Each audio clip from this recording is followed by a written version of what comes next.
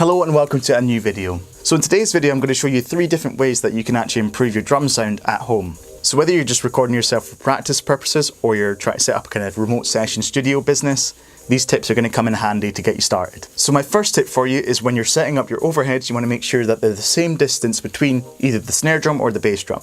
Now this causes a bit of debate between engineers whether you should center your overheads over the snare drum or the kick drum, but it's just a preference thing.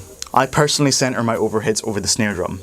So an easy way to measure if your overhead's at the same distance from the snare is get an old cable, put it on the middle of the snare drum, so the center of the snare drum, pin it down there and that's your anchoring point, and measure where the first overhead is, so that's the distance from there.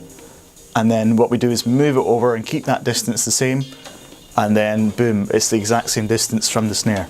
So there we go. And that's the best way of doing it. So there's a couple of reasons why you want to do this. So the first reason you want to do this is because it creates a nice balanced stereo image between the 2 overheads. So let's say you've got one overhead that's really close to the snare and then the second one's quite far away.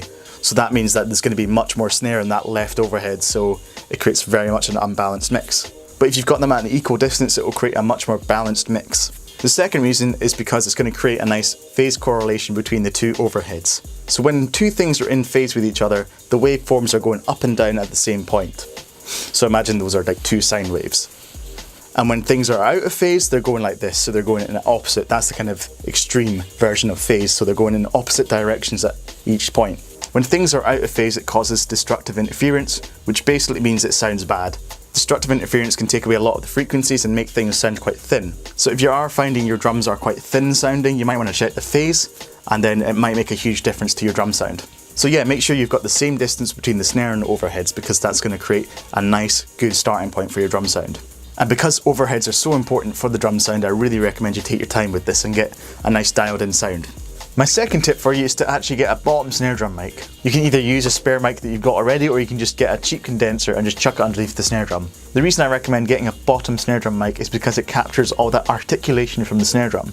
So what I like to do with that microphone is just add a high pass filter and take out all the low end, and then you're left with all the sizzle and the airiness that you get from that bottom snare mic, and you blend it in with the top mic. So if you want more articulation, you just add more of that bottom snare drum mic, but if you want more body and attack, you take it away and just add more of the top mic. Having that option gives you a lot more flexibility when you're mixing your drums. So I thought I'd do a quick comparison so you can hear how it sounds with the snare drum mic on the bottom and without the snare drum mic on the bottom.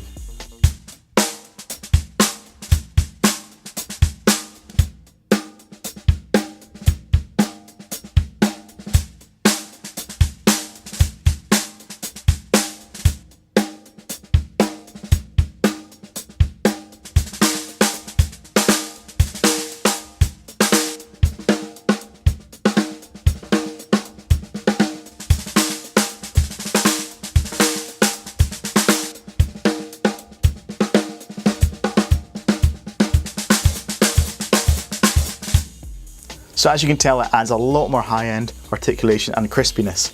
So it's like that sizzle in the bacon. So my third tip for you is for when you're mixing the bass drum. And what I like to do when I'm EQing it is I'd like to take out a bit of the 200 to 300 hertz. I basically scoop that down. So for my specific bass drum, it's around 240 hertz. So you just have to kind of figure out that sweet spot for your specific bass drum. So when I take that out, I get a nice clear bass drum sound, and it gives me a nice starting point to actually boost other frequencies. So obviously that won't work for every drum, but it's a good starting point, and it's a great way to get started with the EQ, and it gets rid of all that rumble that might not be good in the fuller mix of a song.